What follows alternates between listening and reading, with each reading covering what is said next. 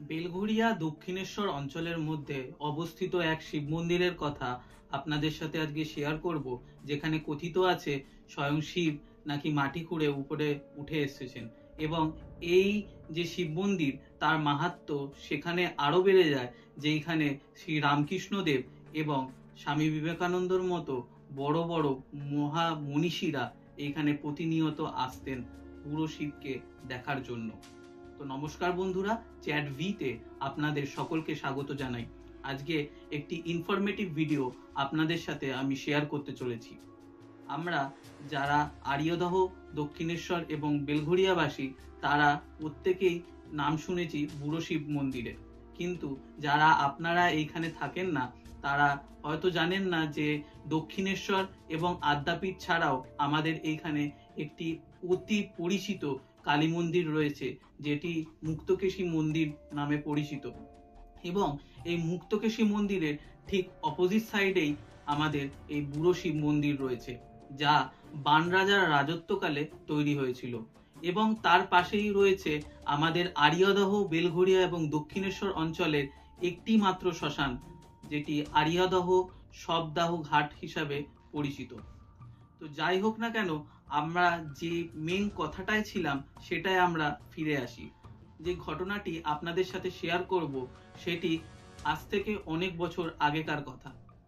শ্রী রামকৃষ্ণদেব এবং তার শিষ্যরা এবং সাথে তার সহধর্মিণী মা সারদা দেবী বুড়ো শিবকে দেখার জন্য আমাদের এই বুড়ো শিবতলায় এসেছিলেন সেদিন। এবং খুবই ঝড় জলের একটি রাত ছিল সেই রাতটা। বলে রাখা ভালো, তখন মা মুক্তকেশীর মন্দির প্রতিষ্ঠিত হয়নি। তখন সব যাত্রীদের জন্য বসার জন্য একটি স্থান এবং বুড়ো শিবের একটি মাত্র মন্দির তখন ছিল। অতি ঝড় জলের বৃষ্টি হওয়া সত্ত্বেও সব যাত্রীদের ওই ঘরে শ্রী রামকৃষ্ণদেব তার স্ত্রী এবং তার শিষ্যদের থাকতে দেননি।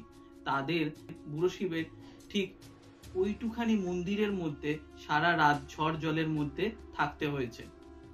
পরের দিন সকালবেলা শ্রী রামকৃষ্ণদেবের শিষ্যরা যখন তাকে জিজ্ঞাসা করে যে ঠাকুর, এত ঝড় জলের মধ্যেও আপনি আমাদের কেন ওই সব যাত্রীদের থাকার ঘরটিতে থাকতে দিলেন না, তাহলে আমাদের তো আর এই ঝড় জলে বৃষ্টিতে ভিজতে হতো না। তখন ঠাকুর রামকৃষ্ণদেব একটি কথা তাদের বলেন যে এই সব যাত্রীদের ঘরটিতে গুলি অতৃপ্ত আত্মা বাস করছিল এবং তাদেরকে তিনি সারা রাত্রি ধরে মুক্তি দান করেছেন।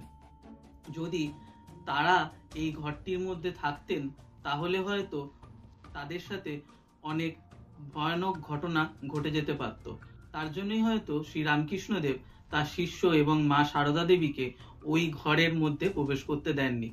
তো এইখানে আমরা দেখতে পেলাম যে মানুষের অতৃপ্ত আত্মা কতটা ভয়ঙ্কর হতে পারে, যে শ্রী রামকৃষ্ণদেবের মতো এক মহান মানুষও তিনি তার শিষ্য এবং তার স্ত্রীকে তাদের হাত থেকে বাঁচানোর জন্য সেই ঘরে কিন্তু প্রবেশ করতে দেননি। আরো একটি ঘটনা আমি আপনাদের সাথে শেয়ার করছি। এটি হয়তো শ্রী রামকৃষ্ণ দেবের কথাটাই বেশি হয়ে গেল, কিন্তু এই ঘটনাটা খুবই প্রচলিত, দ্যাটস ওয়াই আমি আপনাদের সাথে শেয়ার করলাম।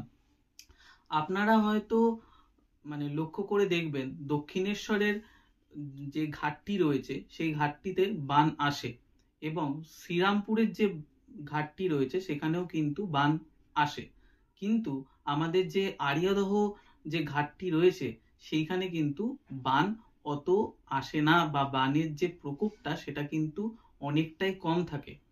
কথিত আছে বুড়ো শিব নাকি তার নিজের পায়ের খড়ম ছুঁড়ে মেরেছিলেন বানের ওপরে, এবং যত বান আসে তা দক্ষিণেশ্বরের কিছুটা যাওয়ার পরই ভেঙে যায় এবং তা আবার ওঠে শ্রীরামপুরের পর থেকে, কারণ বুড়ো শিবের মন্দিরটি একদমই গঙ্গার পাড়ে অবস্থিত।